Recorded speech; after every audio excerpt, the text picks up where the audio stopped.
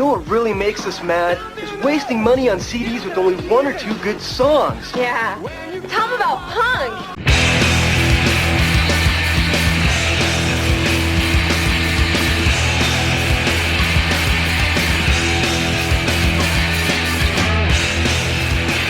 What's up, posers, and welcome to Punk Lotto Pod. I'm your co-host, Justin Hensley.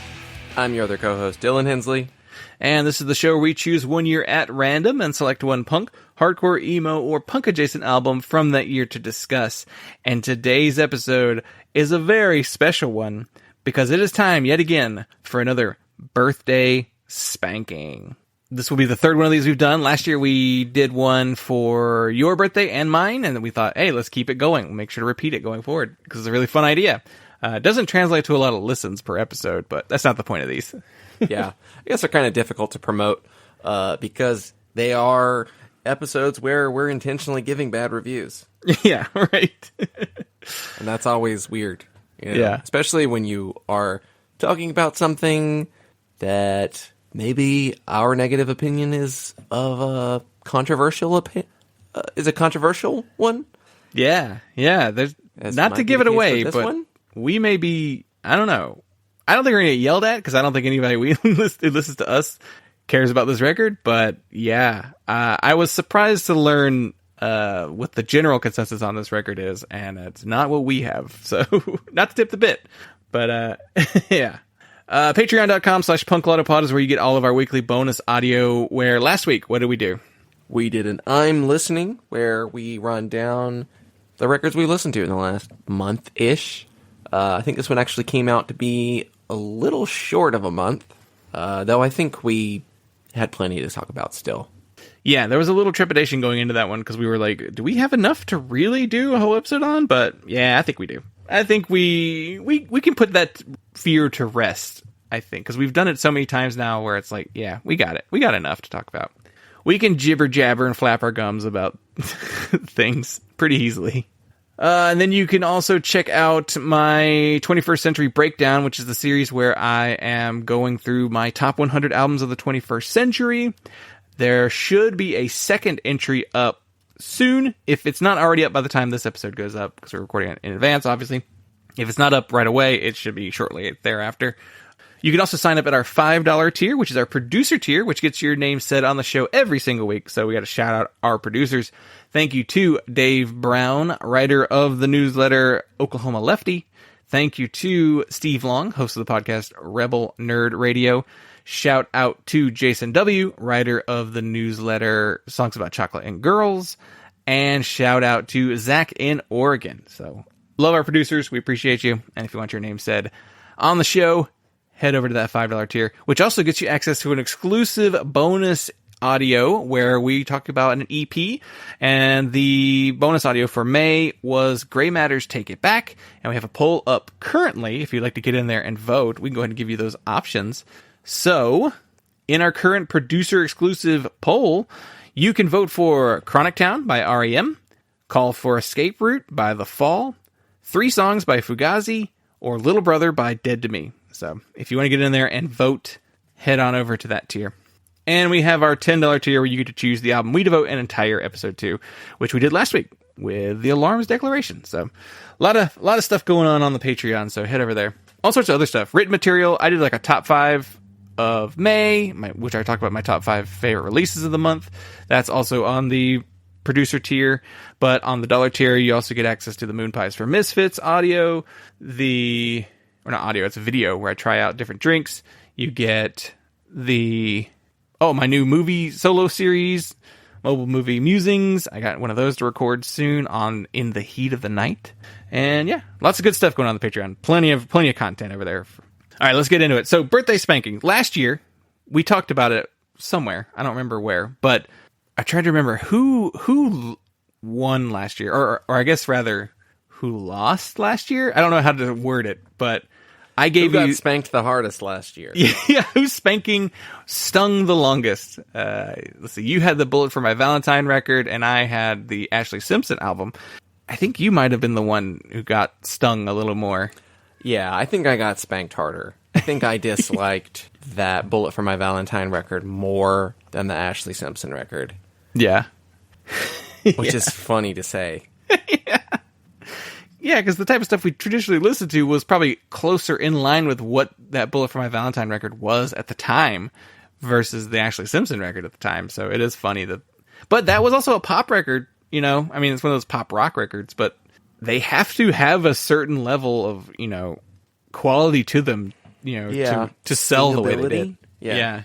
And that record sold really well. It was really all the aftermath that was really what kind of like sunk the Ashley Simpson career, but don't know why they're doing that. So yeah. So it was my turn to select for your birthday a spanking. And the way we've been doing this is we're just pulling our years based on our regular rotation. So there was no like tricky playing with it to get a good year with lots of options. Like this was a case of we were doing the 70s next, and the year 1977 was our next year. And when I was going through the options, I was like, what am I going to choose? Because there's not enough records for it to be like, give you a plethora of options. And I had a few things that I was like, that could be good, but a lot of it I didn't think was going to be bad enough until I stumbled across this record. So I guess I could run through my options here that I had nominated, and you could give some little pithy thoughts on it if you feel the need. It was tough. This was tough. I went through a lot of options. I listened to a lot of things. Only like one or two things jumped out to me immediately, and I had to actually sample stuff to find something that I would consider bad enough. And one that I was considering was Hard Attack by MX80 Sound, because we covered one of their EPs a long time ago in the early version of the show where we did an album and an EP, and I hated it then. I don't remember, did you hate that EP as much as I did? I definitely didn't care for it. I probably didn't have as visceral of a reaction to it as you did, but I definitely didn't enjoy it. I don't think that it was one of those things that I kind of understood what they were going for. I understood where they were coming from and kind of how influential that band, not necessarily that release, is. And I understand, especially more now than then, kind of where they sit in terms of experimental music. But no, I don't think it landed for me. Yeah, it's definitely a band that is... I do think they are considered important, especially for experimental type stuff. And I think I remember sampling some other things around this time period, or whatever the EP we covered was. And I remember thinking, like, okay, the other stuff's not as bad. So I don't know if it was just we had something really early by them or what. But yeah, this is the LP, and it was one of those ones where I was like, I think I would be punishing myself more than I'd be punishing you on that one. Yeah, I think MX80, I haven't listened to any LPs, and that's the first LP, so it could be fairly rough, but like I said, like I understand where they're influential on like noise rock and like avant music of that time period, and where they fit in terms of being sort of a predecessor to, or maybe even concurrent at some point with like no wave. And that's not music I love, but it's music that I, to some degree, can understand and appreciate as art music. That being said, I might not want to listen to an MX80 sound. Yeah. You know, I don't remember enjoying, like I said, that EP didn't land for me. I wouldn't have high expectations for anything else that they did, but I could see it having a sort of, I don't know, it's just with experimental music, art music, that if I can see what they're going for, I might respect it, even if I don't like listening to it. So, I don't know. I could see that one being a weird one to really review. It might not be as much of a punishment, yeah. Yeah. Another choice I had was Big Balls and the Great White Idiot and their self-titled record, and part of this was just nominated because I was like, it doesn't look very good, and I sampled some of it afterwards, and I was like, yeah, it's just kind of like your run-of-the-mill, like, pub rock turned punk band. Like, nothing super offensive about it as far as just, like, it's gonna just be annoying to listen to. The worst case scenario was it would just be like, it's not very good version of punk rock that was happening in 77 from a band that was, you know, not one of the important ones. They were just kind of there. And so, yeah, I was just like, I don't think this is going to be bad enough for either of us. Yeah. A German punk band. Yeah. Yeah. Probably just boring. Yeah. At worst. This is one that I was like, what is this? And it is called Drinking My Own Sperm by Alvaro the Chilean with the Singing Nose. And I was like, well, first of all, I don't recall ever seeing this album cover on Rate Your Music. So this is something that someone decided to tag it with punk with. Or it got added to the actual like catalog of the website that wasn't there before. The genres there are singer-songwriter, experimental, Hispanic American folk music, salsa, and art punk. And I sampled a little bit of it, and it's very much the Hispanic art folk and salsa. Like, it's not punk. I don't know why punk is a tag on there, honestly. It's not punky. And it was just like, I don't know. I don't know what this is. I think it's going to be hard to listen to, and it's not very punky. I'm glad you didn't pick that one. I really didn't want to do that. I think it would have just been miserable to listen to, and not funny either. Yeah. These got to be fun to a degree. And then one that I was like, well, I know you don't like that. I thought about No More Heroes by the Stranglers, because you seem to have more of a reaction to the Stranglers than I did, a negative reaction, especially like the organ, the circus music kind of effect that they have on a lot of their music. Yeah. And then I think ultimately I was just like, I don't know if that's actually bad enough. No, it wouldn't be. I've listened to that record before, and I probably should drop it half a star, but I don't think it's that bad. I don't think anything in that initial run of the Stranglers is truly punishing to listen to. Now, if you wanted to hit me with the Gospel According to the Men in Black again, that could be pretty bad. That would be a funny way to punish each other. Birthday Spanking, the same album. Oh, no. It's very possible that at some point we could pick a later Stranglers record for each other, because not even Stranglers fans really care for those records. So there's a chance that those are like really bad, but also there's a chance they're better. Just because I don't know if Stranglers fans want them to be good. I don't know. The Stranglers are just such a difficult band for me, because I think I have a strong negative reaction to them that is not consistent with the actual quality, because of how much I feel like they squandered potential. I think that the Stranglers are so close to being a good, interesting band, and they just miss it. And it's like a close miss, but it's like, it just makes you like, damn it, irritated, So it wouldn't be, I would probably find too much to enjoy. I did send one record to you as a bit, because even I wasn't going to be like, yeah, we're going to do that one. And that was Screwdriver's debut album, All Screwed Up. And I said, now that's a Birthday Spanking. Yeah. Yeah, there's no way we're doing a Screwdriver record. No.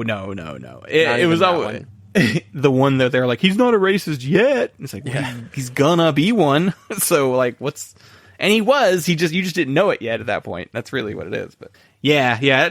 That was purely a joke, because I was like, I'm not listening to a Screwdriver record. That's even the $10 tier can't get me to listen to a Screwdriver record. Yeah, so that's a record. Save your money. That's a band that I will never listen to a full album of. I don't need to. It's like I don't need to listen to Hitler speeches. I don't need to read Mein Kampf. Yeah, right. Like, I'm not a history major. I don't need to read Mein Kampf. So if this was if you were picking an album to spank me with, what are some records that you think from 77 would have worked? If we're going off of the punk charts, right? Yeah, it's easy to find stuff outside of the punk chart, I think, but it would have been way outside of punk. Yeah, it's tough. This is kind of a hot take. I don't know what your opinion of this record is, if you've ever listened to it or rated it, but I think I have a pretty reasonable suspicion that you would not enjoy listening to Suicide by Suicide. And you would be correct. I don't like that record. And it would be one of those hot takes because it's just, I know it's critically acclaimed. It's a legendary record. It's important for experimental music. I don't really like experimental music in general. So like that's always going to be a safe bet on something I'm not going to like. And that's one, maybe in the future. I don't know. Yeah. We're probably not going to land on this year again, but yeah. Maybe another Suicide record. There's a chance that there's a Suicide record that I like less than the first one. Yeah. Like, see, that would be easy for Suicide you. Record could be rough. It'd be easier for you to listen to the Suicide record than me. Because I saw that and I was like, man, I'd hate that when I saw it. I did think of being a little cheeky and thinking about that Sex Pistols record too. Just being like, look, they suck as people. I mean, that would be too easy to listen to, but Yeah, there's too much good on that record. yeah, as much as I dislike Johnny Rotten, it's still got good songs on it, so. I don't know what this is. It says avant prog, art punk, avant-garde jazz, free improv, and I suspect that it's just like a no-wave free improv jazz prog record, and like there's barely anything resembling punk, but that Etron Fou Le Lublin Battelages record, I suspect you would not enjoy. Yeah, that's probably a safe bet, yeah. But it might not be punky enough. It might be another another Alvaro the Chilean situation where it's like, this isn't punk. You could have got me with some Cheap Trick because of how much I thought about that, and I was like, that Cheap Trick record is not fully the kind of Cheap Trick that I know you don't like. Yeah. I think there's a chance you would enjoy about half of that record. Right. I don't know that it would be enough. A later Cheap Trick record? Yeah, I think you would squirm. I don't know why. I don't understand the wiring in your brain that makes you like Teenage Fan Club's harmonies and not Cheap Trick's harmonies. I can't explain it. It's an intangible. There's just something about it that just like hits my ear wrong.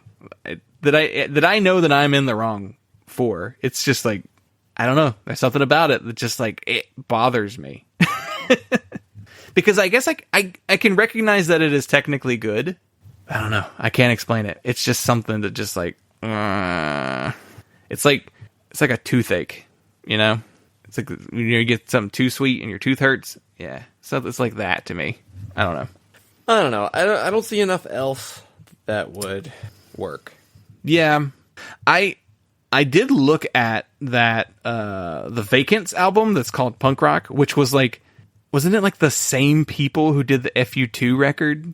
Like it was like the exact same story as the FU2 record, and they're both called Punk Rock too, which is very funny to me. It was just like this weird, like, look, we're just capitalizing on this trend right now, and it was like, I was like, man, it'd be funny to do that one, because that one's apparently like way worse than the other one. The other one was not great, but it was fine. You know, they made it harder on Rate Your Music because they got rid of the option to sort by lowest rated, because, I don't know, it became too controversial and people were just like bagging on rec. I don't know what their reasoning was for doing that. There's a lot of weird choices that this website makes, that whatever the admins are just like, we need to get rid of the ability to sort by the lowest rated, because then people just listen to them and then give them bad ratings. It's like, because they're bad records. That's why they're getting bad ratings. Like, what are you talking about? So I just looked for the lowest rated stuff, and like, there's not, like, that Stinky Toys record is one of the lower rated records, and I'm like, I think you would like that one. So I don't think that's one to do. I wouldn't hate that. Yeah. I might not like it, but I wouldn't hate it. It'd be all right. Yeah, there's not a ton that like dips below 3.0. So it's just kind of like, oh, I don't know what would have popped up. It's stuff that like doesn't belong there, like this Medusa record or that Zora the whatever it's called, Zora the Great or whatever record. It's like, these are not punk records, so they shouldn't be here to begin with. They're like the Antonius Rex Zora album. It's progressive rock, symphonic rock, and gothic rock. So that's the only reason why it's there, is because of the gothic tag. It's like, well, that's not punk, so that won't work. Yeah. And then there's just a bunch of stuff that I'm just like, yeah, we could listen to this, what do we got here? This Strassen-Jungs album, Deutsch rock record, but like, one, I'm not going to find anything about the band. Because you can go super obscure and pick something that's just bad, but nobody knows what it is, and anything I would find would be in German, and I would have to like translate it, you know? So I had to pick something, too, that would be, like, easy to research. So that is kind of where I wound up with our selection today. Which I guess, yeah, we should jump right into it. This is 2 weeks in a row that I said we should dump right into it. So that's weird. Why does that keep happening? I mean, yeah, there's good records in 77 too, but that's not what we're here for. So yeah. We'll save it. And let's get into it. So today we are talking about New Boots and Panties by Ian Dury.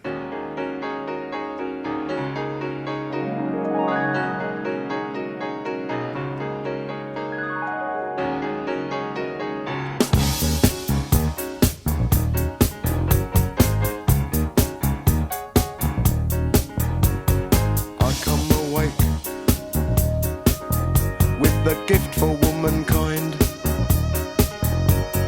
You're still asleep, but the gift don't seem to mind. Rise on this occasion, halfway up your back, sliding down your body, touching your behind.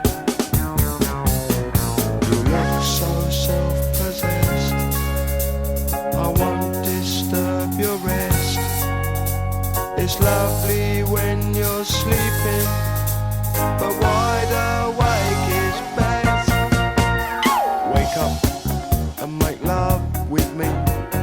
Wake up and make love. Wake up and make love with me. I don't wanna make you, I'll let the fancy take you, and you'll wake up and make love. God, I hate the album title. But here's some stats on the band. Ian Dury was from London, England, and he was born May 12th, 1942. This album was released September 30th, 1977 on Stiff Records. This is his debut solo album, and the personnel on here is Norman Watt Roy on bass, Charlie Charles on drums, Edward Speight on guitar, Speight, S-P... Maybe it's Speight. It's S-P-E-I-G-H. It's 8 with S-P at the start. So Edward Speight on guitar. Chaz Jankel on guitar and keys. Davey Payne on sax. Jeff Castle on synths. And Ian Dury on vocals. And the album was recorded by Laurie Latham, Peter Jenner, and Rick Walton. And yeah, that's the basics on that record. So what is your previous experience with Ian Dury? None. I've seen them on this chart a million times. I deep dove on 1977, and I didn't listen to this record. Something about it, probably the name, it's just like, I'm not interested in that. And I'd seen, well, okay, what I thought it was, my misconception of Ian Dury was that he was a pub rock guy. And I was just thinking, probably anytime I've ever seen an Ian Dury record on the charts, I was like, yeah, I don't know. I got my Dr. Feelgood when I need some pub rock, and that's it. Like, I don't need to reach for that very often. And nothing else I've ever heard of any other pub rock bands has really done enough to make me want to dive into that genre. So I have never listened to any Ian Dury, and until very recently, and it's funny that you picked this record, because I got served an Ian Dury video on TikTok maybe 2 weeks ago. Weird. And it was the song Sex and Drugs and Rock and Roll. Yeah. Which is not technically on this record, but we'll get into that. And it was like, I watched like 30 seconds of it. Like, I didn't actually like watch it, but like it came up and I noticed who it was and like what it sounded like, and I was like, oh, that's not what I thought Ian Dury sounded like at all. I was like, did he either went in like a totally different direction? I had no context of when that song came out, so I wasn't aware that it was in conjunction with his first record. So that was really the only bit of background information, like concrete information about Ian Dury, that I had to fall back on when I put this record on for the first time. And when you picked it, and I was like, I had that very hazy, like, little quick sample of it, and when you picked this record, I was thinking, is this gonna actually be that bad. I might not love it, but is it going to be a birthday spanking? Am I going to grow from this? One to grow on. Are there... yeah. Are there 35 spankings on this record? I don't know.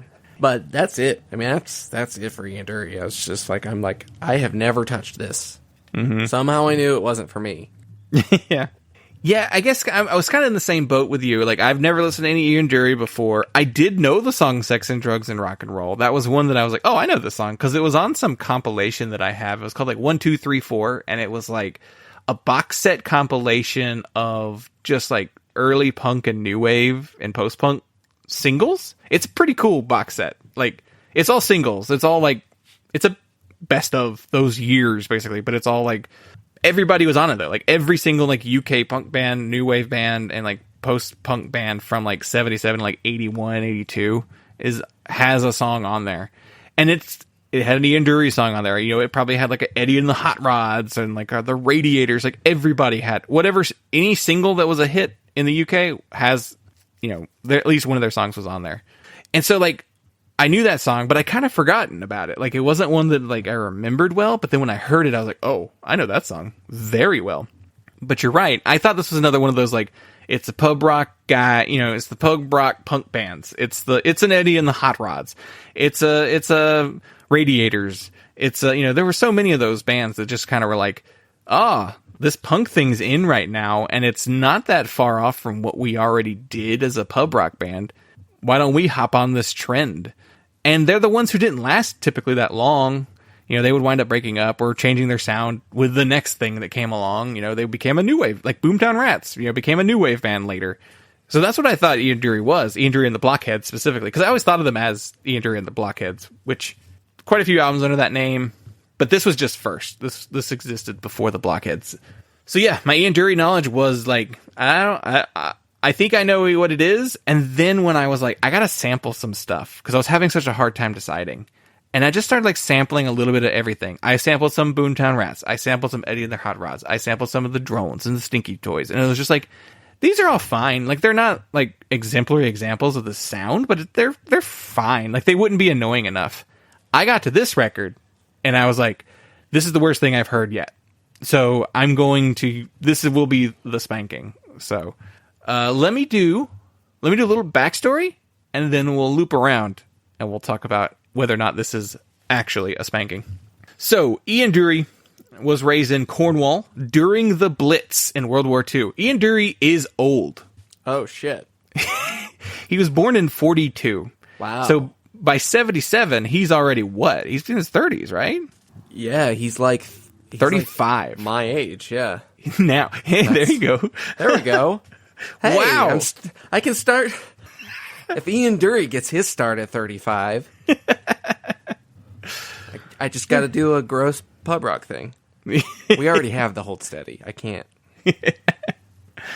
Yeah, I read that. I was like, holy shit, this guy's old. Because even all the other like punks, like they were young. Like even the pub rockers who turned into punks were still younger than this guy was. It was just funny to be like, World War II? Oh, man. Joe Strummer was born in 52. He was 25 then. So he was 25. Yeah. That's 10 years younger. A 25-year-old makes sense. Yeah. Well, honestly, though, a 35-year-old makes sense for what Ian Dury's doing. We'll get there. Actually. There's a lot. Before I forget to say this might be just too British.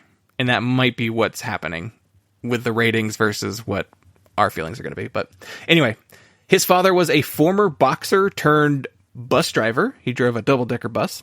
And his mother was a health visitor. The British name their jobs the dumbest things.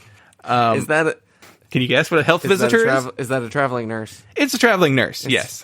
It's called a nurse. Oh, the health visitor's here. Oh, yeah. She's come from hospital. So, after World War II, they briefly moved to Switzerland, where his father would be a chauffeur for a millionaire. Just like, all right, family, let's get into the lorry, and we're going to go across to Switzerland, and I'm going to drive around this millionaire. Like, what? I mean, he's a driver for a living. Yeah, So, like, I was going to say, Ian Dury stuck with his industry. Just... or his dad did. Yeah, his dad. Yeah. And so his mother eventually winds up moving Ian back to London, and they like stay with her sister. And he said, even though he would see his father a lot throughout the years, they never lived together again. So this is a case of, I don't want to be with you anymore, but I guess they never went through with like the full divorce thing. I don't know, maybe it wasn't easy back in 1977. I don't know when no fault divorce entered into, the UK. Yeah. But yeah, they just kind of moved away. There's somebody else I would just read about who did the same thing. It might actually be Ian. I think he like left his wife and like lived with someone else and then divorced her like way later. But that's not part of the story that I was writing down. But so yeah, they go back to London and he contracts polio because there was a polio epidemic in London at the time, which causes, if you have a bad enough case, can cause permanent damage. So he had permanently been paralyzed on the left side of his body. I don't know if it's just a leg. I think it's more of a limp. I think he had more of a limp than anything. And he stayed that way. So he attended a school for disabled students that was known for toughening them up. Basically meaning neglect is really what that means. Oh, God. So, like, it's a case of if a student fell on the floor, they weren't helped up. They had to, you got to get up on your own. It's like a tough love thing, which does not it's like, these are people who don't have actual function in part of their body. This isn't a case of, you just gotta work it up, you gotta get used to it. Yeah. It's like, no. These are people who are paralyzed. Oof. Yeah. British schools already were hard as hell. Yeah. I can't imagine going to a school for disabled children in Britain. Yeah, which is probably like 50s maybe, yeah. So Ian became a tough and determined person as a result of this. He's one of those people who just like the toughening up worked. I think he was just like, you're not going to beat me. I think is really what that is. That just makes you a hard, bitter person. Right. Yeah. It's like, man, he could be like a gentle, nice soul if he didn't have to go through shit like this. I don't really know too much about him personality wise. Well, there is a piece I will talk about with his son, but yeah. So eventually he, once he graduates, he goes on to art college. He then becomes an art teacher at college. I don't know if he's got like a master's or anything like that, but he becomes an art teacher at a college, and he painted commercial illustrations for the Sunday Times. So he was already an adult and like had a real ass job. He formed a band called Kilburn and the High Roads in 1971. 7 years before this record. And they become pretty popular on the pub rock circuit, which, hey, we were kind of right. He's from the pub rock scene. Yeah, and I think Ian Dury records generally get categorized as pub rock. It's probably the best catch-all genre for what it is, but there's definitely lots of other stuff going on. Yeah. So this band is actually, pretty popular. They're for the pub rock scene. They tour around the UK and they play pubs, and they do eventually get an opening spot for The Who on tour, but they never really elevated beyond that status. They just kind of stayed this cult band. So then the punk thing happens. It gets huge. And then in August 1977, Ian Dury releases the single Sex and Drugs and Rock and Roll, which got banned by the BBC, but it did wind up as Enemy's single of the week. So it's one of those this song is offensive. We can't play this song on the radio. And that's one of the least offensive things he's got. But yeah, so he was banned on the radio, and which then he was like, well, fuck, how am I supposed to sell this record? I can't get it played on the TV or the radio. You just kind of have to go by word of mouth. So he winds up demoing for most of the year. He is working with Chaz Jankel as a co-writer on a lot of material. And so they're just working on stuff, and they're writing some songs, demoing out. They spend about a year doing it. And Ian Dury has a management group that I'm assuming he earned this management group due to, the success of Kilburn and the High Roads, because it's the same management group that they co-own this studio. So the management group gives him £4,000 to record the record in what they call dead time, which is late at night, basically. Meaning when it's not busy, you can have the studio. Jamicano, the Minutemen method. And so they recorded at the Workhouse Studios in London, co-owned by this management group, as well as Manfred Mann. Manfred Mann co-owns half the studio. And so Paul Jenner, one of the producers on the record, he was the most experienced producer of the three on the album, but he did leave most of the work to Laurie Latham, who was kind of like an up-and-coming like producer.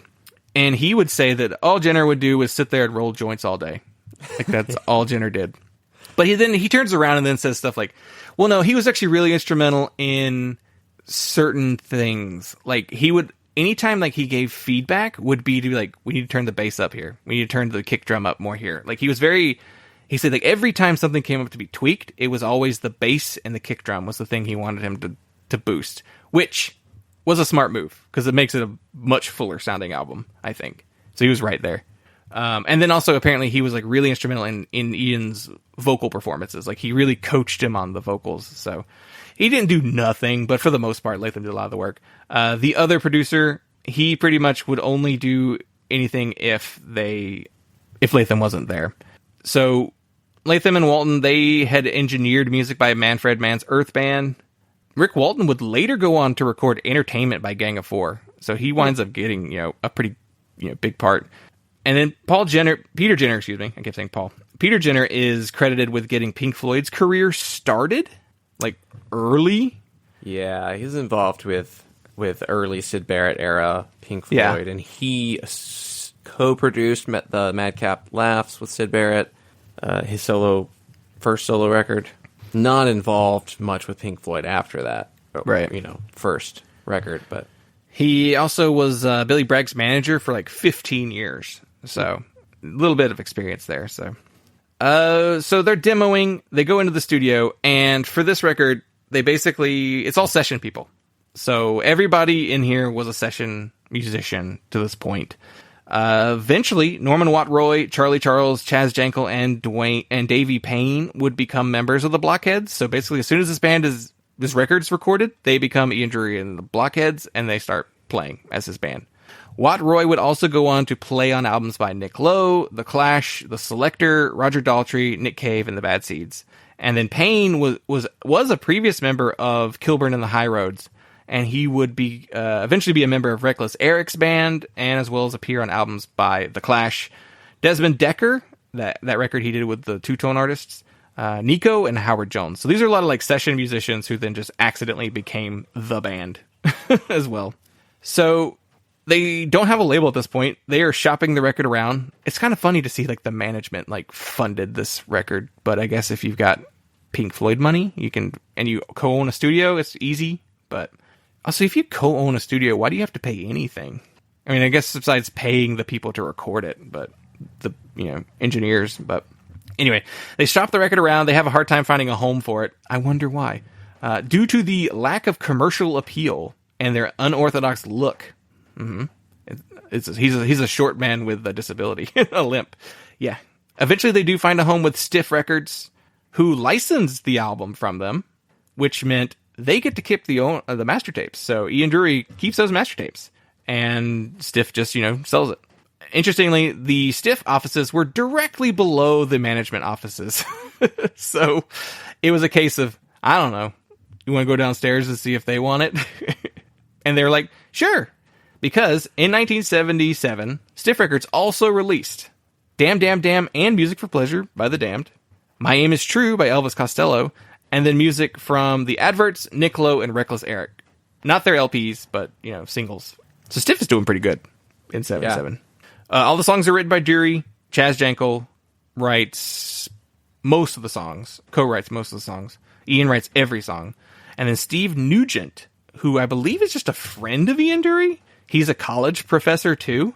He wrote 2 songs on the record, which is the last songs on each side of the LP. So it's just kind of weird that he just had a buddy who could write songs. He's like he's also like a Amazonian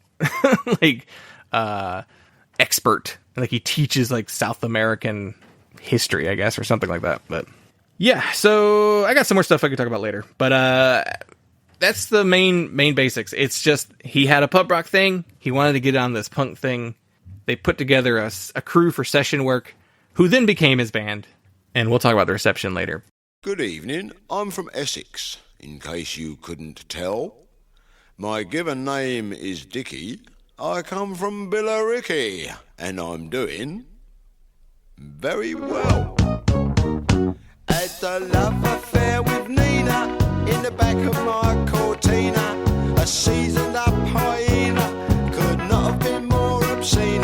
She took me to the cleaners and other misdemeanors, but I got right up between her rum and her ribena. Well, you asked Joyce and Vicky if candy floss is sticky. I'm not a blinking thickie, I'm Billericay Dickie, and I'm doing very well. I bought a lot of brandy. All right, here's where it comes down to it. What did you think of this record? I did not like it. It took me... This is more for practical reasons, the timing of when I put the record on, but it basically broke down to like 4 sessions. 3 or 4 sessions. It's about 3, I think, to listen to this record. It basically ruined my whole day of work. Because I started it after I parked my car and I was walking to work, and I got through the first maybe 3 songs. Then I listened to a good chunk of it on my lunch break, which was about 30 minutes. I mean, like, I was listening for like a straight 30 minutes, and I was like, there's more left.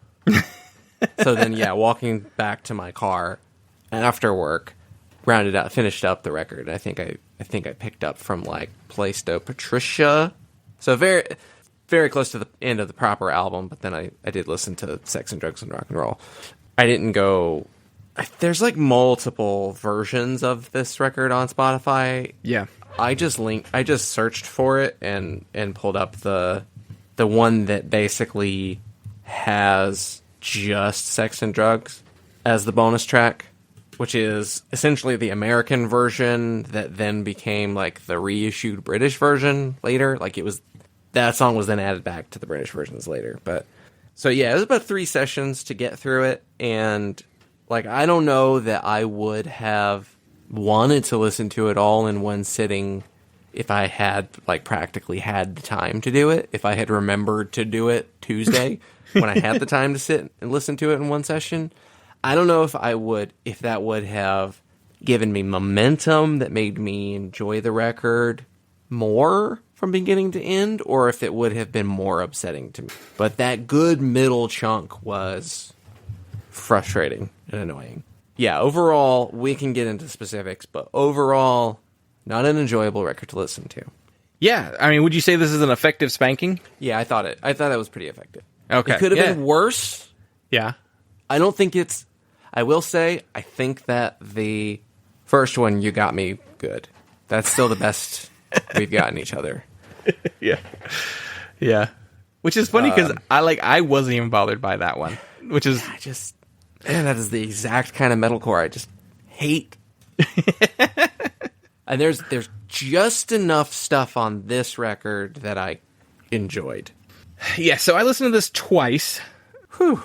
Yeah, and that's more for me. Like, I have to listen to them a few times because my memory is dog shit when it comes to like talking about music. So like, I listened to it first time through. Well, I sampled a little bit of it last week when I chose it, and I was like, "Oh, this is bad. I don't like this." And then I listened to the whole record on Wednesday. That's when I made like my notes for each track individually, and then I did another run through today just to keep it in my head before we recorded. So. Yeah, I listened to this a few times. And, my memory with records can be spotty, but the only looking at the track listing, the only song on here I don't have any opinion on, and I can't remember what it sounds like, and I don't remember what the lyrics were. Is Clever Trevor. Yeah. Everything else made an impression. Yeah. So okay, where do we start? What is this? Right. This is not a punk record, by the way. Like it's not punk. There's like one punk songs, 2 Blockheads, and like Playsto Patricia. I feel like you could kind of call it punk song. Yeah. It's weird. So I guess let's figure out its place in punk first. Is it punk in the way? Is it punk in approach? Is kind of what I'm thinking. It's more punk because of like what he's singing, how he's singing, like what the angle he's coming at it from. Because musically, there's not a lot of punk music in it. Like you said, there's the 2 songs that kind of you could argue are punk songs, but the rest of it, I'm like, this isn't very punky. Yeah, this is one of those records that I think fits very much in the punk is a philosophy, punk is an attitude kind of classification that I don't entirely disagree with, and it certainly has its merit in terms of like the art world in general and how punk is used as like, you know, a term for certain categories of art. Yeah, I mean, I agree. Punk as an attitude and punk as a genre they're 2 different things, so I get it. You can describe something as punk while like musically and sonically it doesn't sound very punk, but punk it's an old circus term. Yeah. The goose suits. It's a carny term. It's where it comes from. So I think anything that fits in a punk, anything that fits in a sideshow category kind of gets that punk term. And this feels like sideshow music. Yeah, that's a good place to put it. So punk in that way. So I hear the pub rock. I think the pub rock is there. It's not very rocky, but it's there. Yeah, like a loungy version of punk rock, pub rock. Yeah. I do hear Bowie on a couple tracks on here. Like I definitely get like a little bit of the Bowie, a little bit of like the Iggy and Bowie records around the same time too. Like I get a little bit of that. Specifically, there's a song even specifically that I was like, this has got a little Bowie going on here. Which song is that? Clever Trevor. That's the one that I had. It said it has like a Bowie sort of intro, and then yeah, it's a very Bowie Iggy kind of song. There's a touch of Roxy music in there too, because Roxy music always used a lot of pianos and stuff. So like I could hear Roxy music as an influence maybe on it. I could see him going. He's like, I'm doing a little Bowie. I'm doing a little, Brian Ferry, and also I'm doing a bunch of Cockney limericks. Yeah. That's the one thing where I was just like... There once was a man from Nantucket. Exactly. It's kind of shit. Yeah. That exact kind of shit. And that is most evident on... which track is that? Billericay, Dickie? Oh my God. Billericay, Dickie. It's funny. It's that one and Black Mailman. Both the side-enders that were written by the other professor. Oh, it's true. Are the Cockney rhyming songs that are repugnant. They are irredeemably offensive songs. Black Mailman especially. I didn't get that far in the lyrics because I was just getting annoyed reading all the lyrics. I got about halfway through the album and I was like, this sucks so much to read. I wasn't even reading the lyrics. I was just like hearing them and I'm like, fucking hell. How bad is that song? Because I don't think I actually really like paid close enough attention to that one. Because that one had a decent energy to it, so I was kind of mildly entertained by it. Is that one like racist? Yeah, the first line is, I'm an Irish cripple, a Scottish Jew.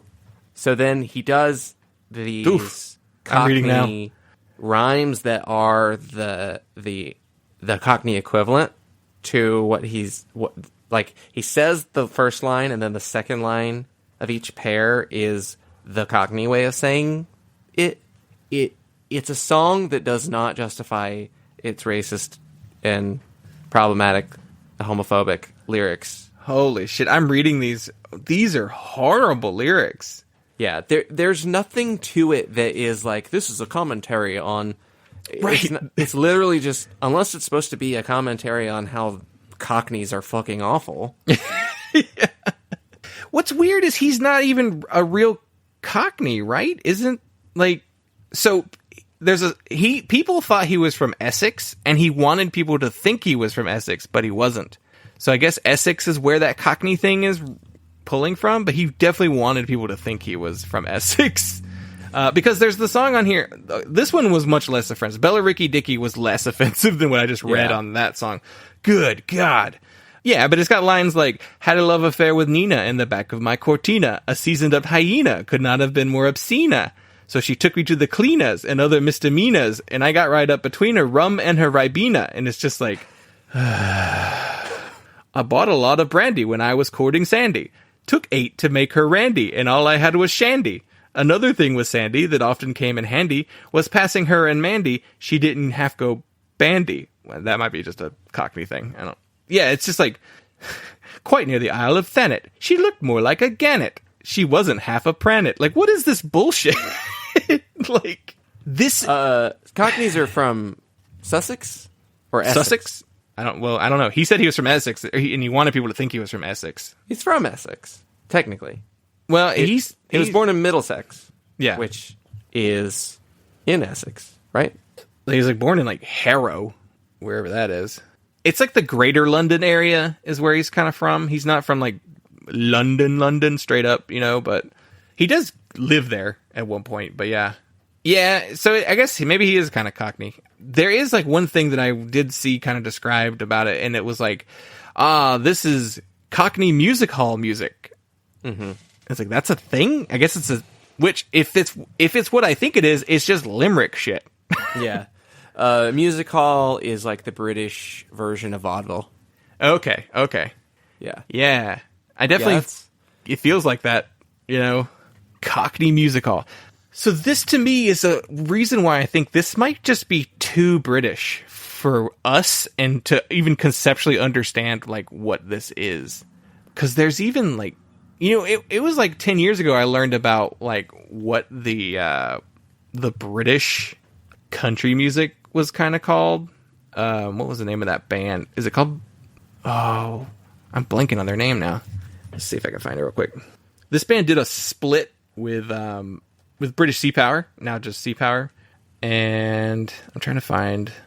I don't know why it's not showing up when I search for it. Okay, down in the singles, Scrumpy. Well, Scrumpy, that's a Liverpool thing, right? Because that's what Scrump was. What Scrumpy and Western is English West Country. Okay, yeah, Scrumpy and Western, comical folk music. That is what it is. Because the Wurzels is the band I was thinking of. We're the Wurzels, and we sing like this, and we sing like... it's just like, we're clearly like doing a thing. This is just like, this is traveling circus music. Like, that's exactly what it is. Yeah, Scrumpy and Western. It's like, what? Like, when I learned what that was, I was just like, this is a thing? Like, this is a genre? And it's just like, we're coming up with naughty limericks. That's kind of the whole thing. It's like, it's yeah. I can't, like, vaudeville's a good example, but I can't even think of like a good... I feel like something like the Marx Brothers would have written, like Lydia the Tattooed Lady, like that kind of song. Yeah.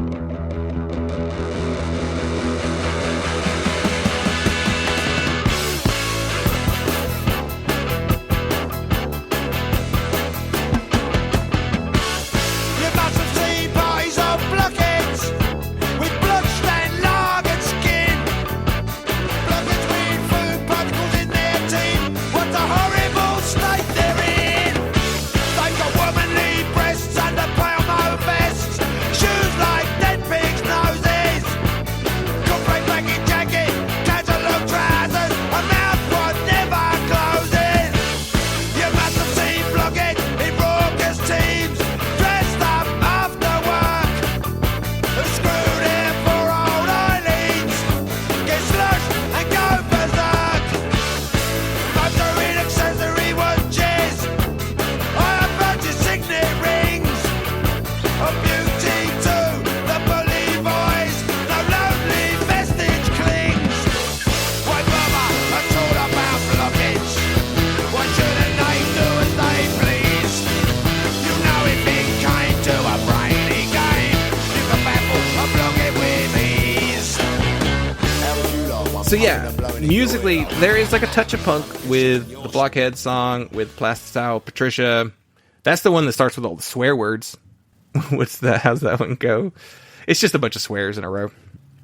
There's some sax on a bunch of songs on this record too, and those are welcome. I'm glad to hear those, the sax playing, because Yeah. that gives me a little Roxy music feel, Yeah. I sampled a little bit of Clever Trevor because I couldn't remember, and that one was one of the more enjoyable songs on the record because it's not. It's like he's doing a little bit like of that talk singy kind of Bowie-ish thing, and it does fit in like a Roxy music kind of way. Like that's the best stuff. This might be song. Yeah, I was gonna say this might be the worst lyrics we've ever had on a record. Made me there. so mad. Wake up and make love to me? You mean the song about morning wood and like trying to get your girlfriend to wake up? Yeah. Because you're like putting your dick on her back while she's asleep, and you're like, wake up. I listening to that song, I was just groaned like 3 or 4 times. And it's like, I get the joke. I get that it's not a serious song. Yeah.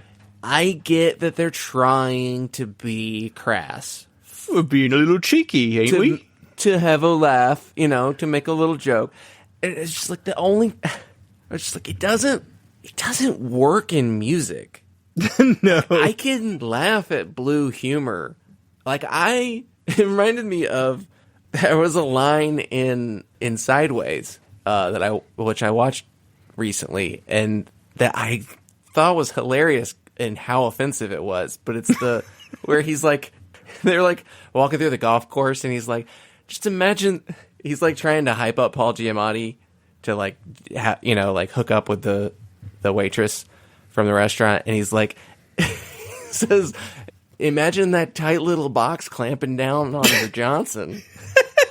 It's like, no one would say this. They wrote this purely to make it the most offensive thing to overhear. Well, that also, like, not too far from the scene where he's like, you need to get your joint worked on. And then the dad walking by with his daughter's like, hey! And so it's like, if it were so many of the lyrics on here, I feel like if they were in a movie, they would be funny. Yeah. For some reason, you put it in the context of music, and it's just like, I don't like this. I don't want to listen to this. It's too intimate. Well, like, you come awake in a horny morning mood and you have a proper wriggle in the naughty naked nude.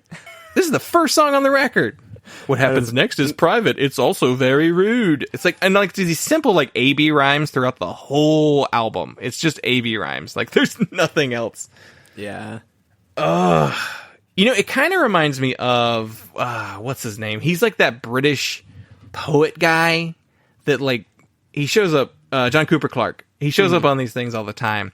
And like, he shows up on like, these British comedy panel shows all the time too. They have him on there because he's a legend of like punk, but he's just like a punk poet. Like, that's his whole thing. Yeah. And all of his rhymes are just the same A-B simple. It's just little shitty couplets. And yeah.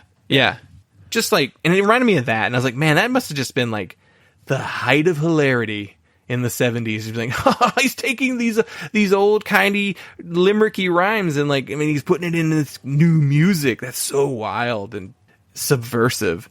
And it's just like, again, I think it's just too British. I think we're not the only people who like it are British people who also were old enough to like remember all this stuff. Because I bet if you played this song for like an 18-year-old in London right now, they'd be like, what the fuck is this?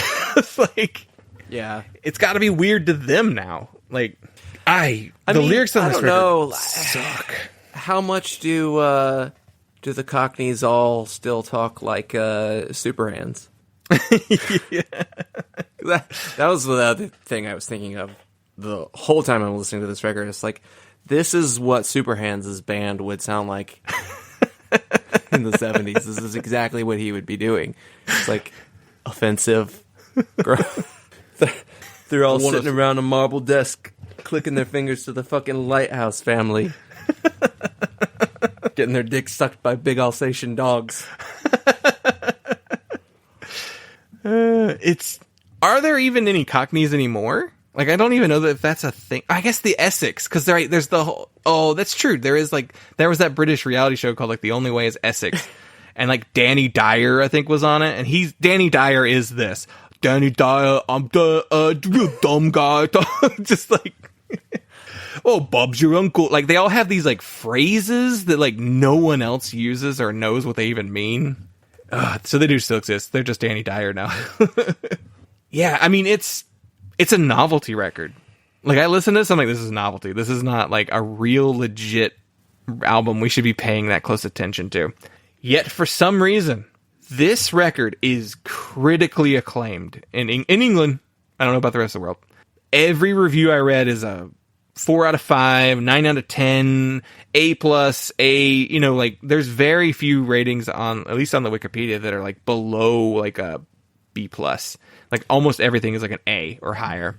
There's, I think, a lot of the legacy of it. It's in the same fashion of, you know, the Sex Pistols. You know, how influential they were, how revolutionary they were.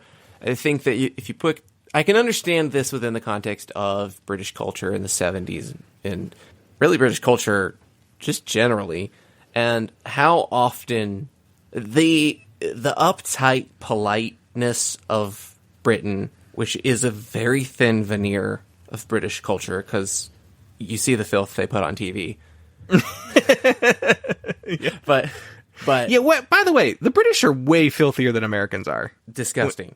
At least in their popular culture. Like, they will definitely do things that you cannot do on television here. And it's paid for by the government, too.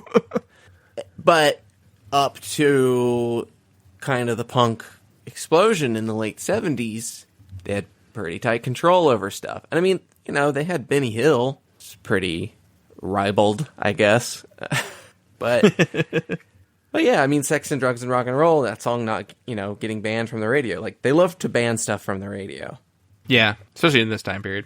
So I understand this in the context of ruffling feathers and you know, making people gasp and drop their monocles into their champagne glasses. I think that to some degree, I think it's a little fabricated, but there is an honesty of what British working class culture is genuinely like in that time period. And that's not something you see reflected in music, in probably much of TV at this time, except maybe largely Punching Down. So for this to have kind of an air of authenticity to it, I can see it working for a critic. But I was going to say, let me read some review. Like, the Wikipedia has a lot of really good, like, you know, plucked out quotes from a bunch of reviews, and I'll read a couple of them, and I kind of want to give you an idea of what people think of this record. So, in a Melody Maker review, it says, a tense, harrowing account of urban degradation that conveys more vocal, musical, and lyrical vehemence than any so-called new wave punk combo has yet been able to muster. The desperation and squalor of the social conditions and the effects of those conditions upon individual personalities it so provocatively illustrates. Another review from Sounds magazine. Lawless brats from Council Flats have finally found a voice that speaks from, of, and about the people. A voice that combines passion with the vernacular "she got into a mess with the NHS," sage street advice, plus cinematic observations, plus humor. I don't know what that quote meant. And then the Record Mirror said, if you can grapple with the sheer unorthodoxy of it, it's easy to fall in love with its quaintness, its limerick simplicity. The characters of New Boots and Panties is indomitable. Like Dury, it is a curiosity piece and a pop album, and a good joke, and sometimes a bad pun, and a shot at bohemian romantics, and a load of crap, and totally fascinating.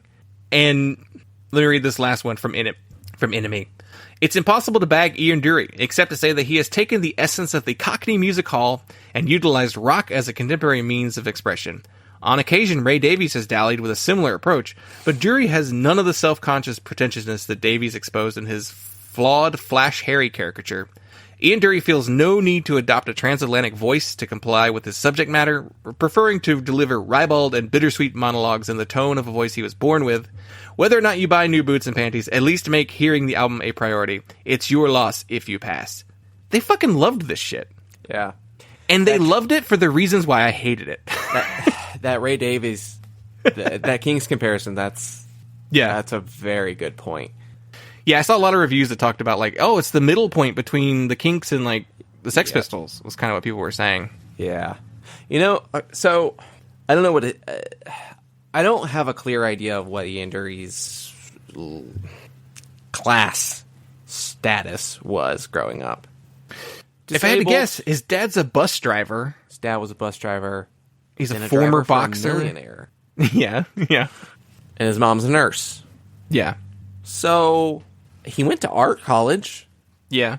And he was an art professor at like a technical college, but still, Yeah. it's not nothing. It's art still, you know.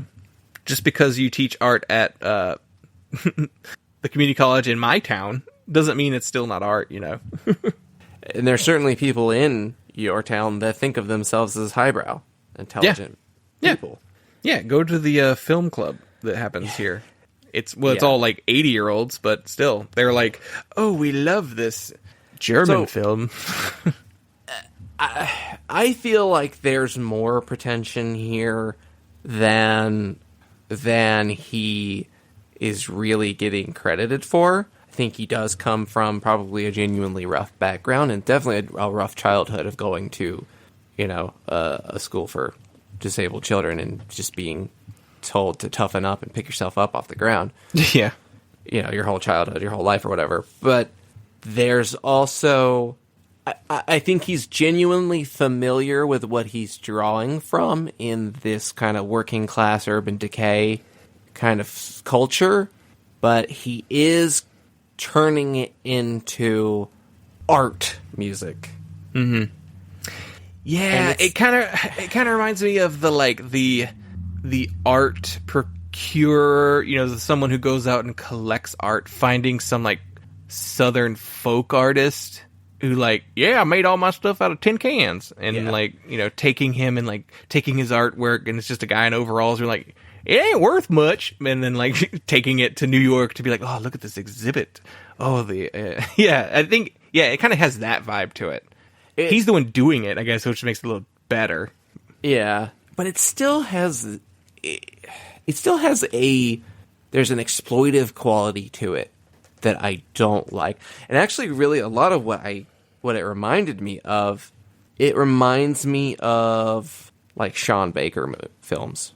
Oh, yeah. Anora, yeah. Florida Project. That kind of poverty porn, sort of like exploitation of the gritty working class that, Because he uses a lot of non-actors in his movies, too.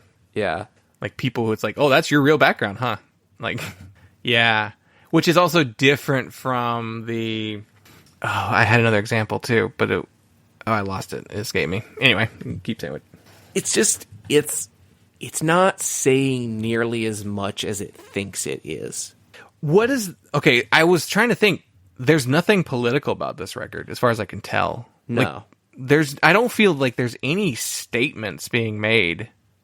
You're right. It feels like he's just I took a thing, and then I'm putting it out for the masses and for the next generation, because he's older. He already spent a lot of time as a musician and as a professor, and like Plaistow Patricia.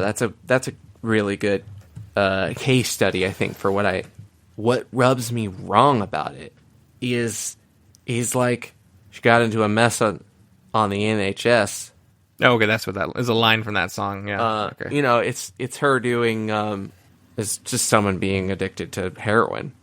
Yeah, and it's just this is a horrible life of a skaghead. Yeah.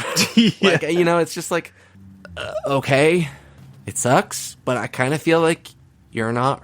Kind of feels like you think somehow she deserves it. Or you don't care, you're indifferent to it. You're like, oh, look how horrible this is, but I'm also kind of whatever.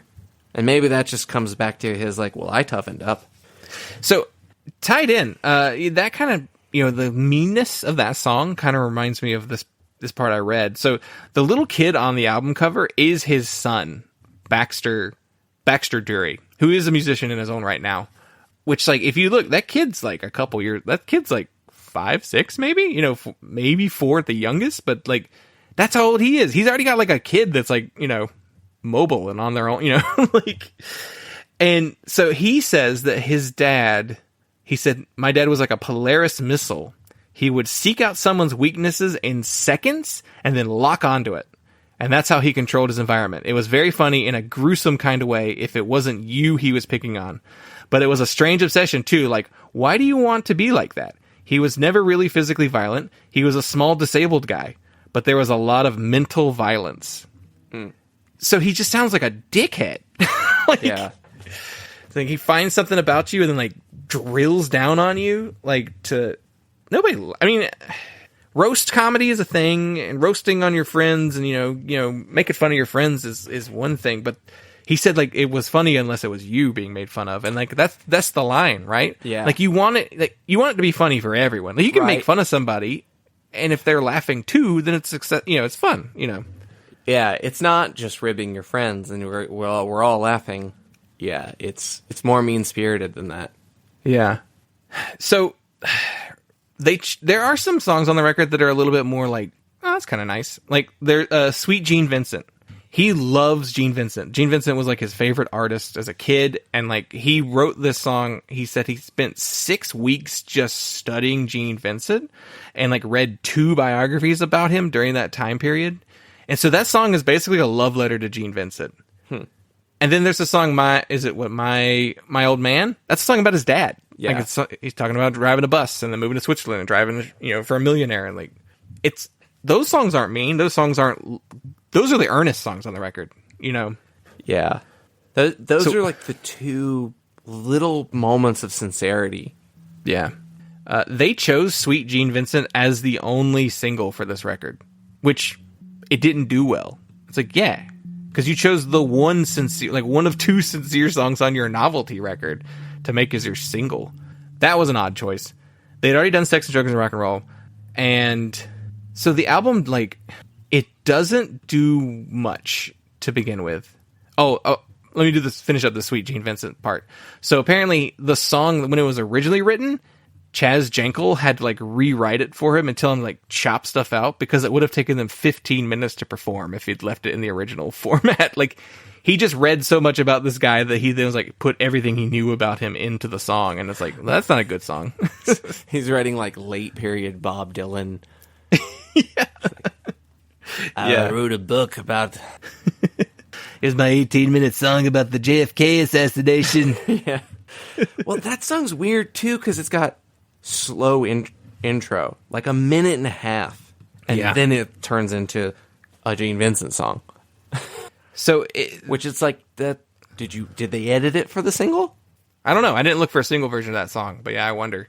Well, so that single doesn't do much, and so it's the only single off the record, and then they wind up. It sells modestly at first. It doesn't sell a ton of copies, but he released like a series of like follow-up singles that they were like singles only, like because the British love at least during this time period, they loved their non-album singles. So they put out stuff like Razzle in My Pocket, and I'm trying to think of what's another one that I don't see it on here, but there were like a couple other singles. Oh, Hit Me With Your Rhythm Stick was like a really big hit. So like he had all these singles that came out after this record that did really well. Like the singles did great, which then kept this album alive. This album eventually goes platinum, which in the UK is 300,000 copies. So not that impressive.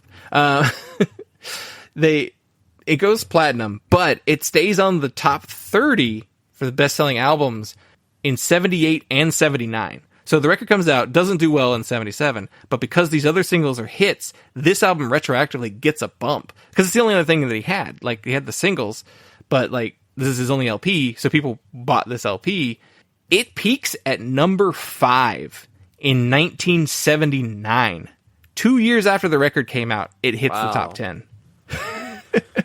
So 17 months after it was released, it hits the top 5, which is like, what? That does not happen. That is what the only way that happens now is if there's like a TikTok song that becomes really popular, which then like turns into like streams somewhere and comes running up that hill being a hit because it was in, Stranger Things. But yeah, so they would eventually perform as Ian Dury and the Blockheads. They become a band. They release records under that name too going forward. They did a tour following this record called the Live Stiffs Tour, which was Ian Dury as well as Elvis Costello, Reckless Eric, Nick Lowe, and Larry Wallace. I don't know who Larry Wallace is. That's the one I'm like, who? But that's a stacked show. I would love to have seen that show. Maybe not Ian Dury, but he eventually becomes somewhat of an actor. He appears in like a number of films throughout his life. He's in The Cook, the Thief, His Wife, and Her Lover. He's in Roman Polanski's Pirates. Oh, weird. He's in Jodorowsky's The Rainbow Thief. He's like worked with Polanski and Jodorowsky. He's also in the Sylvester Stallone Judge Dredd movie. and and the Crow City of Angels. Oh, weird. But this is the funniest thing I read. He turned down an offer to write the libretto for Cats. It's better than Cats. What? And he said he hated Andrew Lloyd Webber's music, so he didn't want to do it. And then, like, the guy who got the job, like, made millions of dollars for writing it.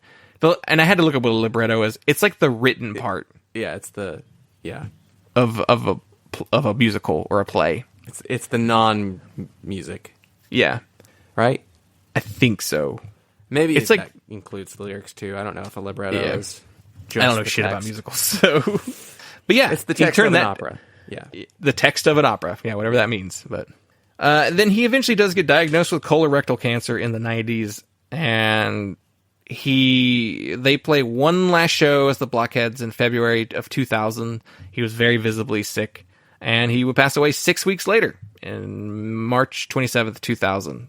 So he's just, he's been gone for 25 years now, and I don't know what his legacy is at this point. In the US, he probably doesn't have much of one because he wasn't a hit here. Like, he was not a crossover success. So the only people who hear him are just people who are just interested in this time period of music and were researching stuff. But I mean, there were US versions of it here. It was sold here. It wasn't just an import album, but I don't know that it would have clicked here. It doesn't really seem like it would have. Yeah, it's of its time in the shock factor. Yeah. But it's probably, like you said, it's too British. It's so particularly designed to be offensive and shocking to British culture. In the 70s. It's just hard to imagine this really having much traction in the U.S.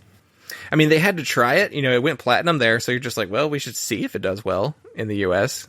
I didn't see any numbers on it in the U.S., though. I doubt it did anything here. It's a messy record, too. The lyrics, It's not just the lyrics are, offensive or whatever. I listen to plenty of things with offensive lyrics from this time period. I also am not gripped by a lot of the music. There's just there's sort of a funk, like a bad funk vibe to a lot of the songs. A lot of annoying rubbery bass. Oh. Yeah, there's a lot of there's a lot of like just like super basic funk. Yeah. Oh, I forgot to mention that horrible synth that sounds just like a giant fart.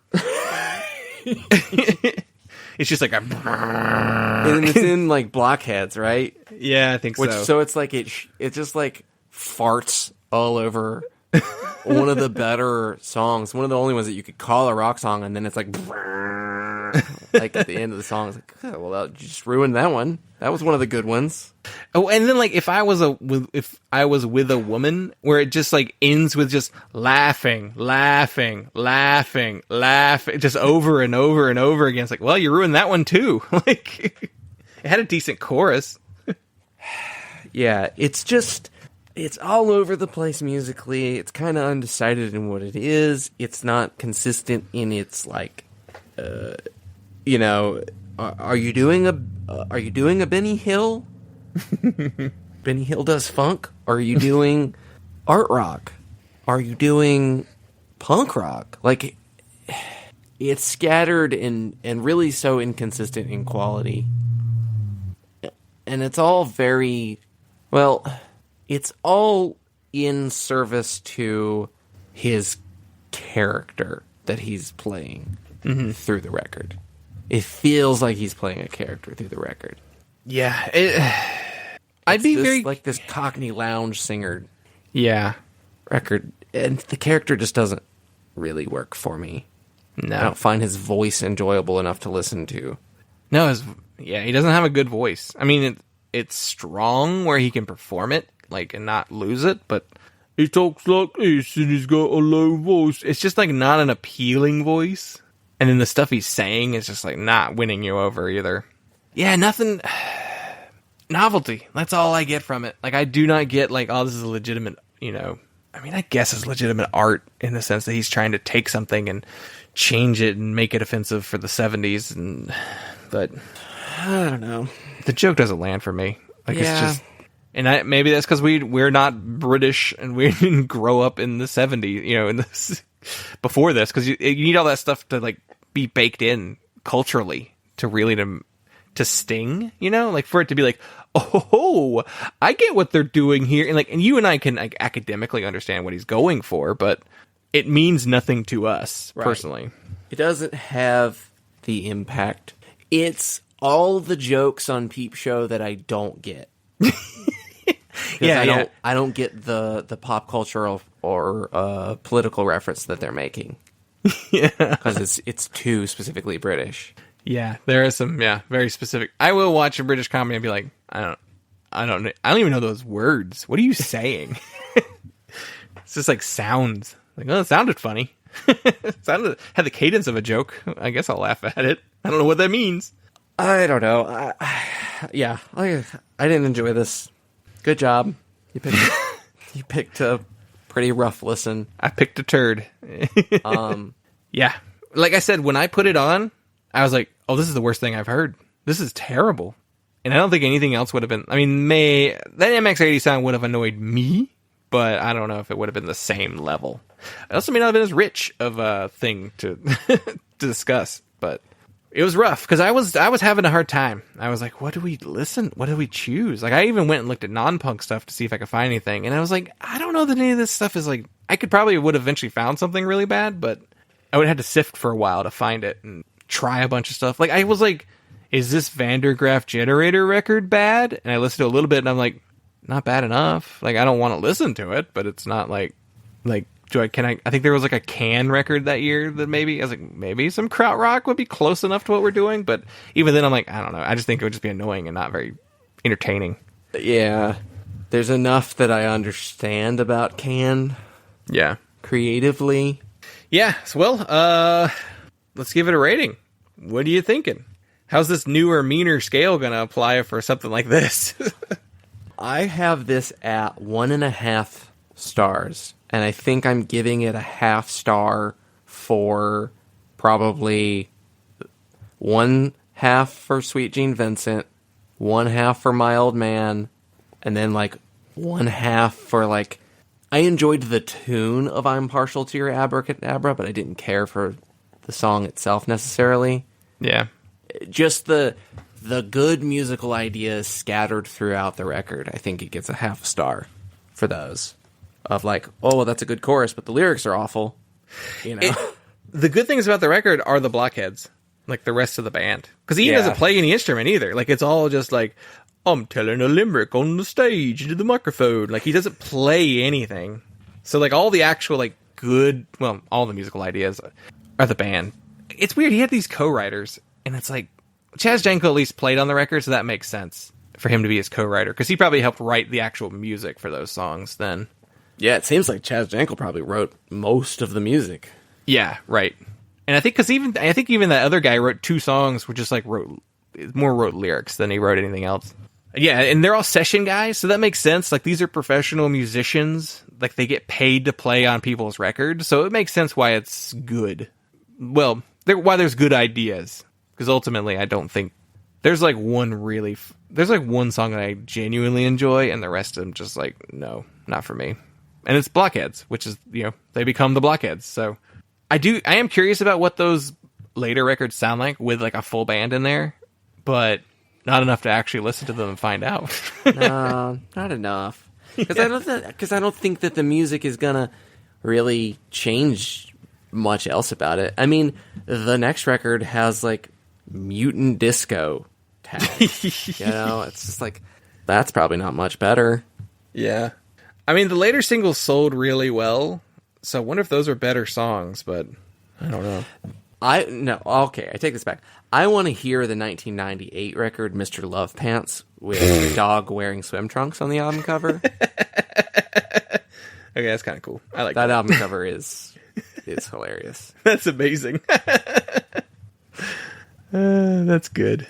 Yeah, I think 10 More Turnips from the Tip was like a posthumous album too. Something the band finished later. I think there's even a record where like the Blockheads they like played one of their other albums and then had like guest singers on all of them. Let's see if I can find. want the Blockheads, because it's just a Blockheads album, not an Ian Dury and the Blockheads. Let's see. Discography. They actually have like 4 records starting in like 2004 and onward as just the Blockheads. Yeah. Yeah, they did a few without him, too. Yeah. There is a record, there's a record that it's like guest singers on every track and it's old songs, but I can't find which one it is, but my rating, I too will give it I'll give it a 1.5 as well, because I had a lot of songs that I rated 1.5, and there were a couple that I gave like a 2. There's like one that I gave like a 2.5, but I think there's like one Ian Dury and the Blockheads record where Wilco Johnson, Dr. Feelgood, plays guitar, because he was in the band for like 2 years. So there's one record he plays on that I would be interested in hearing.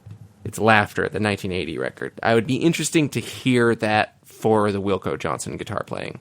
Like, I would be curious to know how much does he take over the music, the guitar playing and the songwriting, or the music writing, not the songwriting proper. But I just think he's a great guitar player and just does interesting stuff and has such a unique playing and style that I would want to hear. I would want to hear that record for him alone. I mean, they had Don Cherry play with them. Yeah. Don Cherry, yeah, he plays on Laughter, actually. So there's 2 people. Wilco Johnson and Don Cherry on an Ian Dury record is intriguing enough. But Don Cherry does some weird shit that I don't care for either. Yeah. Off and on. I mean, Ornette Coleman does some pretty rough stuff around the 70s and 80s, too, that I'm like, I don't like that. I don't like the electric band. It's not working for me. And you know what? Robbie Williams cites Ian Dury as a massive influence, and it's just like, oh, another artist that no one in America cares about. I think that tells you. It's too British, is really all what it is. You think we're going to get any negative reviews on this one? Maybe. We might get a bad comment on Instagram. You guys just don't get it. It's like, we don't. There's a degree to that. I'll cop to that. Yeah. Yeah. It means nothing to us to make fun of the things he made fun of, because they just don't mean anything to you and I. So, yeah, it's but at the not same time, not fun. I don't like what the American equivalent. What's the American working class comedy music, novelty music equivalent? I don't know. I don't know. Zoo Crew music parodies, Bob and Tom parodies, stuff that AJJ does occasionally, like the early stuff. Maybe could fit. Yeah, I don't know. It's like if Andrew Dice Clay was a musician.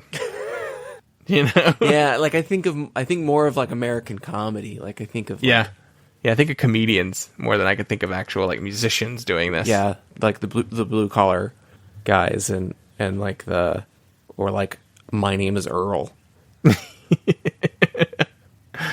Yeah, I need to look up some like Dr. Demento and see if I can figure out the non-Weird Al songs.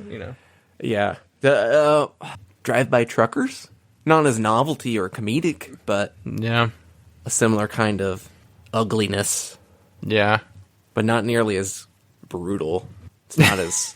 It's like Jason Isbell, like those records. It's like lighten up, like it's not like. But he's not. He has too much sympathy for it. Yeah. All right. Well, so that was a successful spanking. So in a few months, I'm hurting. I gotta get you good. Yeah. Yeah. I mean, the things that I hate, so you might get me good. It's got to be balanced though. You can't hate it too much. Yeah. Or more than me. Well, it's got to be fun. And funny to talk about too. Yeah. I don't know. Maybe we'll do like a John Zorn record or something. Oh, fuck. It's going to depend on what year you get to. Yeah. But yeah. You can't pre-plan, which is the only good thing about this, is we can't pre-plan and pick something in advance. Like, oh, I chose my record 6 months ago. I know what we're getting. Yeah. But I like it. I like that challenge. The limitation is good. It forces you to pick something and take a chance on something that might not work. Right. You might actually Simpson me. I mean, I don't think that's a great album by any stretch of the means, but like there was enough I found enjoyable about that record that it wasn't like a super bad experience to listen to. All right. Well, I think that will do it for us. So thank you all so much for listening. We appreciate you. And you can follow us on all forms of social media at punklotopod. Our email address is punklotopod@gmail.com. And our voicemail line is 202-688-PUNK. And yeah, that'll do it. So thank you all so much. And we will talk to you next time.